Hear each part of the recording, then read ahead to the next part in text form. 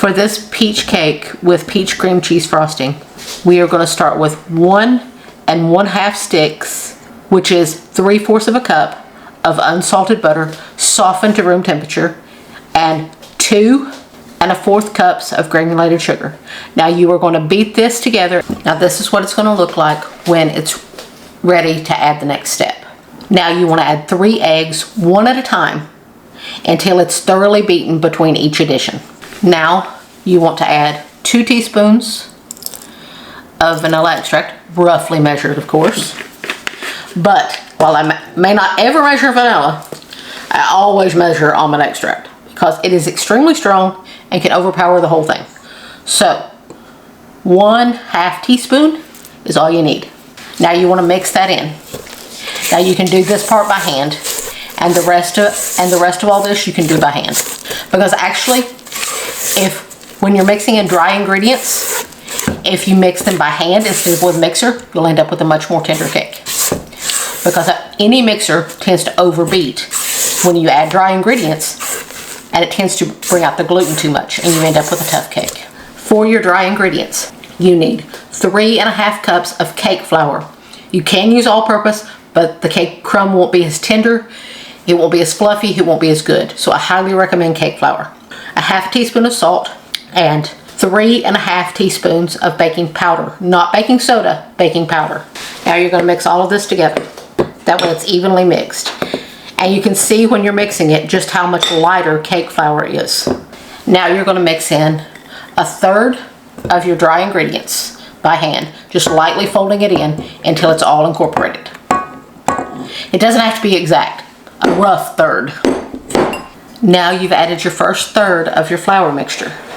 Now you have 1 cup of pureed peaches. Now this is about 3 medium peaches, very ripe, peeled and cut up, that way they puree easier, and pureed into 1 cup of peach puree. Now you want to add half of that mixture. It doesn't have to be exact. Again, if I went a little over, it's okay. Now you want to mix that in. Now you're going to add your second third, and you're going to mix that in, and then when that's thoroughly mixed in, you're going to add the rest of your peach puree. And then I'll show you what you do next. Now I'm going to add the last third of my dry ingredients, and at this point you want to mix it about halfway in. You still want some dry in there for the next step. And when you're like that, when you still have swirls of dry, you are going to add 1 1/2 cups of cut up peaches, which is about 2 small to medium peaches. The reason you want to keep some of the dry in there at this point is so they'll coat the peaches. The flour will coat the peaches and keep them from sinking to the bottom of your cake. Now, as you can see, it's all mixed together really well. Now I have a 13x9 glass baking dish that I've sprayed with cooking oil spray. I use coconut oil spray because, as you can see, it re-solidifies and stays put instead of all running back down. Now you want to empty this into your 13x9. You can also do this as a layer cake if you want to. This will make probably about 3 layers, but I prefer to do it in sheet cake. It's easier to transport and take places and things like that if it's in a sheet cake. Now you want to smooth it all out in your pan. Now your oven is preheated to 350 degrees. Now you want to pop this into your preheated, once you get it all smoothed out at least, you want to pop it into your 350 degree preheated oven and let it bake until you have moist crumbs on your toothpick. When you insert a toothpick in the center, you don't want it dry. You don't want it clean, because that means your cake is going to overbake, because there's always such a thing as carryover cook. And if it carryover cooks, because all of the heat that's in the cake and in the pan, it's going to make it continue cooking even out of the oven. When you stick that toothpick in, when it comes out clean, by the time carryover cook sets in, it's going to be overbaked and dry. So if you still have moist crumbs on it, not wet batter, just moist crumbs, it's going to carry over cook to perfection. This beautiful cake is out of the oven. It baked for between 35 and 40 minutes. To be oddly specific, mine baked for 38 minutes. And when I poked a Q-tip, I started to say Q-tip. Yes, when I poked a Q-tip in the middle of it, when I poked a toothpick in the middle of it, it came out with moist crumbs, not wet batter, moist crumbs. So now it's going to finish carryover cooking by the heat of the cake and by the heat of the pan. Now you want to let this completely cool before you frost it, because you do not want to put the frosting on it when it is hot. It's going to melt and run everywhere. So when this is about half cool, you'll want to start your peach cream cheese frosting, and I'll show you how to do that. Now to start making your peach cream cheese frosting, you want to start with this a little early because you want this part to cool down a lot so that it doesn't melt your frosting. This is 3 large peaches that I have pureed. I peeled mine. Now you want to take this, put it on about medium-high heat, and keep stirring it and reduce it down until it's like a jammy, pasty consistency. I will show you what it looks like when we're there.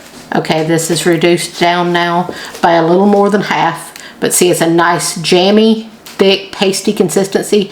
When you rake it back, it don't run back on you. It stays pulled back. You are doing this so that first you want a lot of the water to cook out. You want the flavor to concentrate. That way you will get very good peach flavor in your frosting.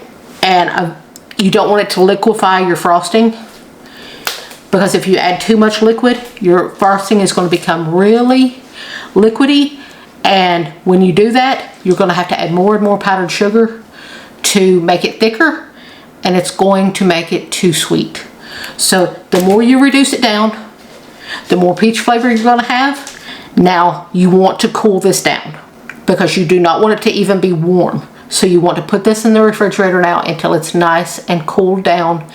And it can be room temperature and it will be fine, but don't let it be any warmer than room temperature. Now our concentrated peach puree is cooled and our cake is completely cooled, so now we're ready to make our peach cream cheese frosting. This is what your peach puree will look like. It's nice and thick, and the flavor is fully concentrated now, which is going to make for a great tasting peach frosting. Now for our peach cream cheese frosting, you need 1.5 sticks of unsalted butter, and you need 2 8-ounce bricks of cream cheese, and both of them are softened to room temperature. Now you want to beat those up really good until they're nice and creamy and mixed together well. Now once it's nice and smooth and creamy like this, you will add in your peach puree. And you also want to add in 2 teaspoons, roughly measured of course, of vanilla extract. And just like the cake, you want to add in 1/2 teaspoon of almond extract. If you don't like almond extract, you can leave it out, but it does heighten peach flavor. Now you want to blend this up till it's nice and smooth. Now when it looks like this, you're going to start adding your powdered sugar. And how much you reduce down your peach puree will determine how much powdered sugar you will actually need. So I want you to start with 3 cups of powdered sugar. Mix it together really well, and when it gets to a smooth, thick, and creamy spreadable consistency, you want it to be a spreadable consistency, then you know you have enough. Remember to start out on low speed or you will be wearing the powdered sugar. Now your beautiful peach cream cheese frosting is done. As you can see, it's nice and spreadable and thick, but not over thick. And you got to remember, because this has fruit and cream cheese and butter, it needs to be refrigerated. Now once this is chilled, this frosting will tighten up considerably. When you are adding the powdered sugar, like I said, you want to start with 3 cups and then add 1 cup at a time until it's this consistency. Depending on how much you reduced your peach puree will depend on how much sugar you added.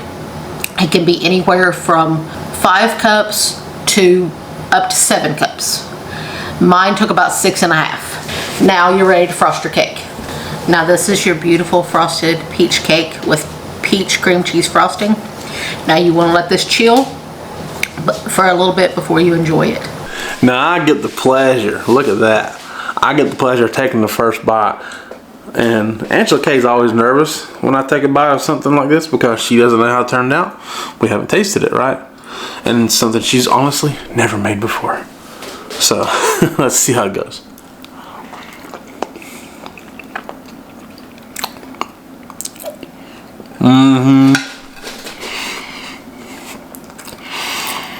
just exactly how she wanted it to turn out. I know it is. So beautiful. It's a peach cake. Not overly peachy. Certainly not too sweet.